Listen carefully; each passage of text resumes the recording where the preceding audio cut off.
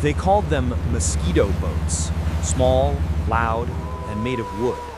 But in the vast Pacific Ocean of World War II, these fragile American PT boats became the nightmare no Japanese destroyer commander ever expected. They weren't armored, they weren't intimidating, but they were fast, dangerously fast. At the start of the Pacific War, the Imperial Japanese Navy ruled the ocean. Their destroyers were fast, deadly, and commanded by seasoned officers who believed in traditional sea power, big ships, heavy guns, and absolute discipline. To them, war at sea was a contest of steel and firepower. A small wooden boat could never threaten them, or so they thought. The United States Navy, however, had a different idea. They needed something cheap, mobile, and fearless. A vessel that could attack under the cover of night and vanish before the enemy could react. The answer came in the form of the patrol torpedo boat, or simply the PT boat. They were small, barely 80 feet long, and built from layers of mahogany. Each one carried 4 21-inch torpedoes, 2 .5 caliber machine guns, and sometimes a 20-millimeter cannon strapped to the stern. Their real weapon, though, was their speed, 40 knots, faster than any warship afloat. In 1942, when these boats first appeared in the Pacific, the Japanese Navy laughed at them. They saw them as suicide craft, useless against armored destroyers. But that confidence would not last long, because when night fell, the PT boats came alive. The Pacific at night was pure darkness, no moonlight, no horizon, only the hum of engines and the crash of waves. It was in that darkness that American PT crews hunted.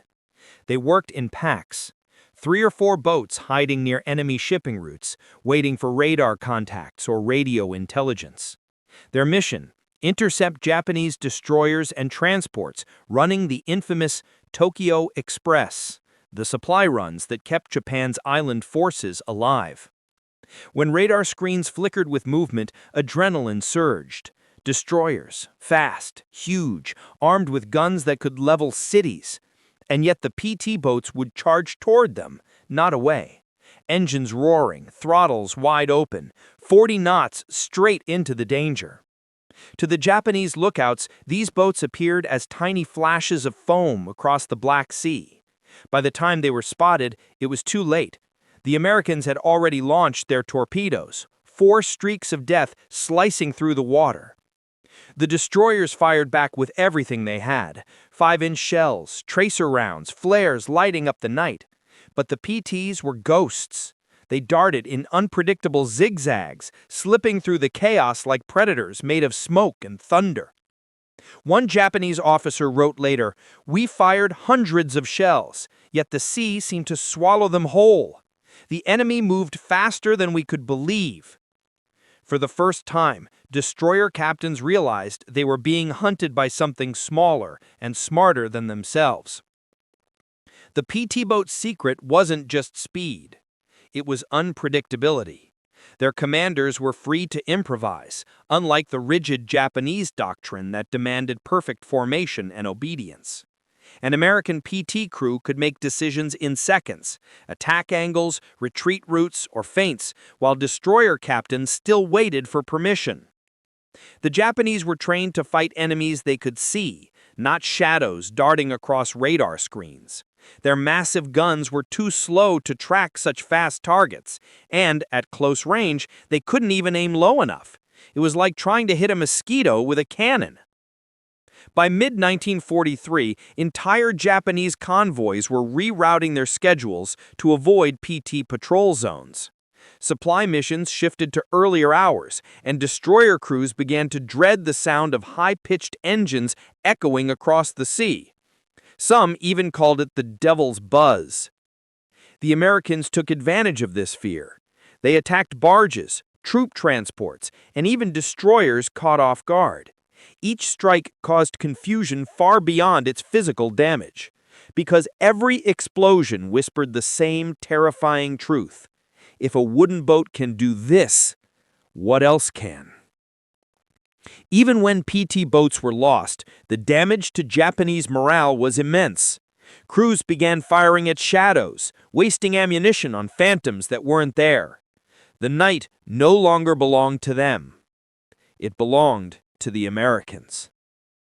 By late 1944, the Japanese destroyer captains had learned their lesson, but by then, it was too late. The Mosquito fleet had already rewritten the rules of naval warfare. Speed and agility now mattered more than armor and size.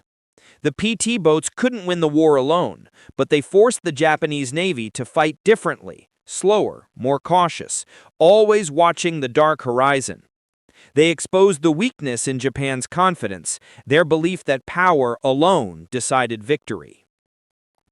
Among the PT commanders was a young lieutenant named John F. Kennedy, captain of PT-109. When his boat was rammed and sunk by a Japanese destroyer in 1943, he led his surviving crew to safety, swimming miles through shark-infested waters. His story became legend, proof that courage and quick thinking mattered more than firepower. After the war, the age of giant battleships ended. Navies around the world shifted focus to smaller, faster vessels, inspired by what the PT boats had accomplished in the Pacific. Even the Japanese Navy, years later, would build fast attack craft modeled on the very same concept they once ignored.